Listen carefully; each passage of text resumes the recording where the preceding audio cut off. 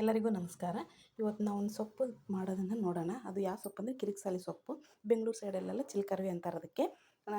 ಇದರಲ್ಲಿ ಅಂದರೆ ಏನಪ್ಪ ಇಷ್ಟು ಸಿಂಪಲ್ಲಾಗಿ ಸೊಪ್ಪಿಂದು ತೋರಿಸ್ತಾರಲ್ಲ ಇವರು ಅಂದ್ಕೋಬೇಡಿ. ಅದು ಹೊಟ್ಟೆಯಲ್ಲಿರೋ ಹಳ್ಳೆಲ್ಲ ಕರಗಿಸುತ್ತೆ. ಎಣ್ಣೆ ಇಟ್ಬಿಟ್ಟು ಅದಕ್ಕೆ ಜೀರಿಗೆ ಸಾಸಿವೆ ಹಾಕಿಬಿಟ್ಟು ಈರುಳ್ಳಿ ಹಾಕಿ ತಕ್ಷಣ ತಟ್ಟೆ ಮುಚ್ಚಿಬಿಡ್ಬೇಕು. ತಟ್ಟೆ ಮುಚ್ಚೋದಂತೂ ಪ್ರತಿ ಸಲ ಹೇಳ್ತೀನಿ ನಾನು.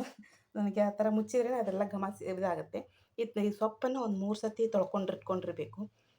ಬಸ್ಕೊಂಡಿರಬೇಕು. ಅದನ್ನು ಇಷ್ಟು ದೊಡ್ಡ ಇಷ್ಟೊಂದು ಸೊಪ್ಪನ್ನು ಇಷ್ಟು ಚಿಕ್ಕ ಪಾತ್ರೆಯಲ್ಲಿ ಮಾಡ್ತಾರೆ ಅಂದ್ಕೋಬೇಡಿ. ಅದು ಈಗೆಲ್ಲ ಕರಗಿ ಒಳಗೆ ಹೋಗ್ಬಿಡುತ್ತೆ. ರೊಟ್ಟಿಗೆ ತುಂಬ ಟೇಸ್ಟಿಯಾಗಿರ್ತದೆ. ಎಷ್ಟು ಚೆನ್ನಾಗಿರುತ್ತೆ ಅಂದರೆ ನಾನಂತೂ ರೊಟ್ಟಿ ಮಾಡ್ತಾನೆ ಹಂಗೆ ತಿಂತಿರ್ತೀನಿ. ಅಷ್ಟು ರುಚಿಯಾಗಿರುತ್ತೆ. ಇಷ್ಟು ಸೊಪ್ಪು ಭಾಳ ಟೇಸ್ಟಿಯಾಗಿರುತ್ತೆ ಇದು. ಮತ್ತು ಅದು ಎಲ್ಲ ಈರುಳ್ಳಿ ಎಲ್ಲ ಮೇಲೆ ಬರೋಂಗೆ ಮಾಡಿಬಿಟ್ಟು ಅದನ್ನ ಉಪ್ಪು ಹಾಕಿ ಮುಚ್ಚಿಬಿಡ್ಬೇಕು.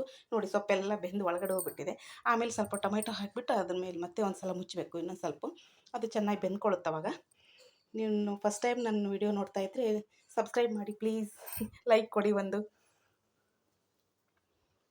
ಶೇರ್ ಮಾಡಿ. ನೋಡಿ ಅದೆಲ್ಲ ನೀಟಾಗಿ ಬೆಂದೋಗಿದೆ. ಇವಾಗ ತುಂಬ ಚೆನ್ನಾಗಿ ಬ್ಲೆಂಡ್ ಆಗಿರುತ್ತೆ. ಇವಾಗ ಅದನ್ನು ರೊಟ್ಟಿಗೆ ತುಂಬ ಚೆನ್ನಾಗಿರುತ್ತೆ.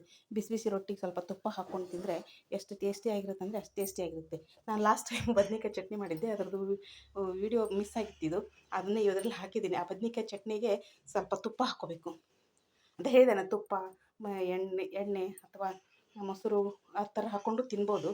ಇದು ನೋಡಿ ತುಪ್ಪ ಹಾಕ್ಕೊಂಡು ತಿಂದರೆ ಏನು ಟೇಸ್ಟಿಯಾಗಿರುತ್ತೆ. ಬಿಸಿ ಬಿಸಿ ರೊಟ್ಟಿಗೆ ಅದನ್ನ ತಟ್ಟೆಗೂ ಹಾಕಲ್ಲ ಚಟ್ನಿ, ಸೀದಾ ರೊಟ್ಟಿಗೆ ಹಾಕ್ಬಿಡ್ತೀವಿ. ಅಷ್ಟು ಚೆನ್ನಾಗಿರುತ್ತೆ ತಿನ್ನೋದಕ್ಕೆ.